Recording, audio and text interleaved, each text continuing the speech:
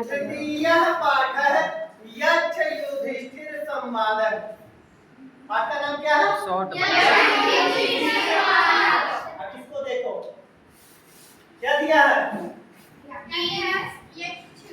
अयम पाठः, यही ना?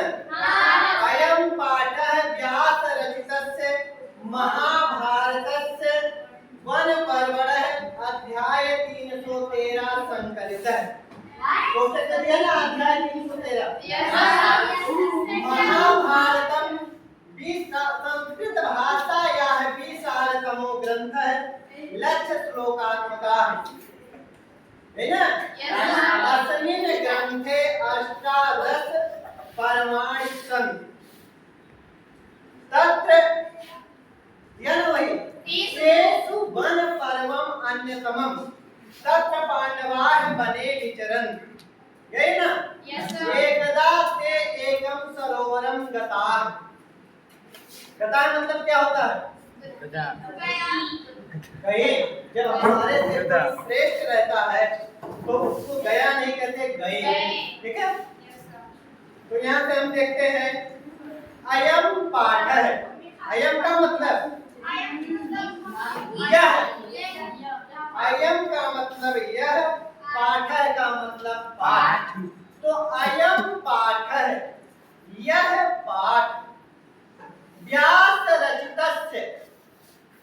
व्यास रचितस्य में कौन सी विभक्ति है?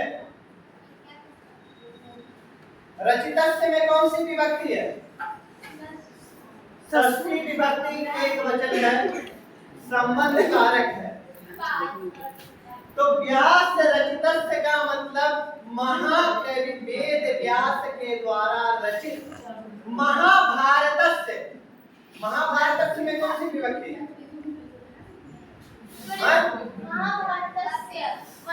हाँ, षष्ठी एक वचन। तो महाभारतस्य मतलब महाभारत के वन पर्वणः।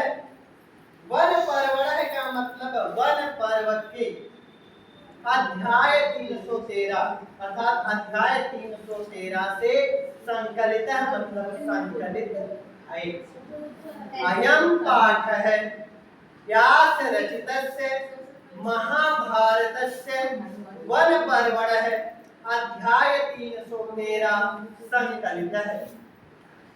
यह पाठ महाकवि वेद व्यास द्वारा रचित महाभारत के वन पर्व के अध्याय 313 से संकलित है या लिया गया। आजकल जो गीता प्रेस छापती है महाभारत की किताब, वह 6 खंडों में आती है। कितने खंडों में? 6 खंडों में आती है, जिसके प्रथम खंड में 1070 पेज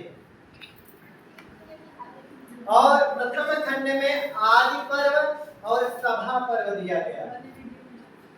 महाभारत का जो दूसरा खंड है उसमें 1215 पेज, जिसमें वन पर्व और विराट पर्व दिया गया।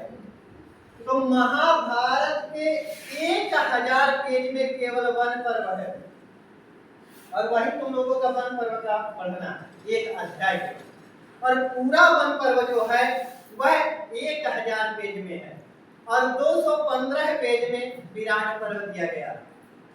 और जो महाभारत का तीसरा खंड है वह 1182 पेज का, उसमें 1182 पेज है, जिसमें उद्योग पर्व और भीष्म पर्व दिया गया।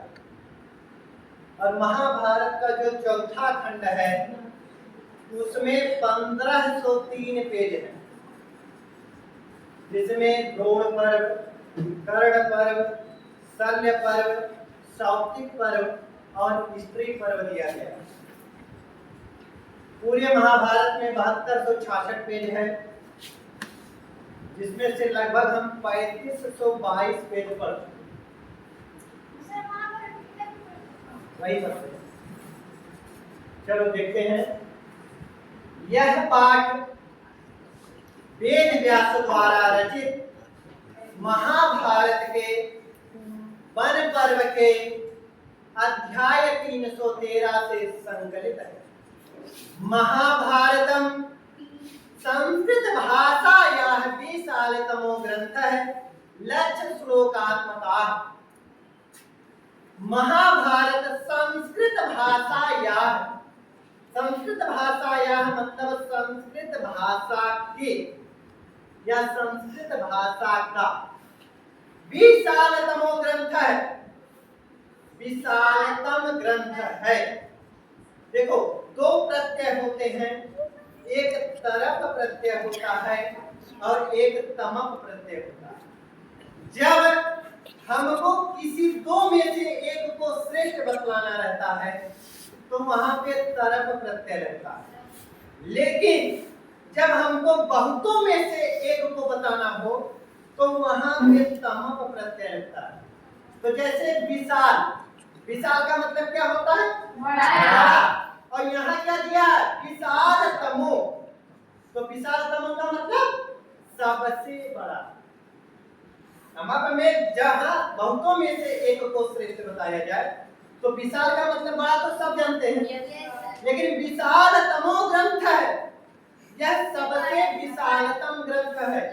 और क्या है? लक्ष्य श्लोकात्मका।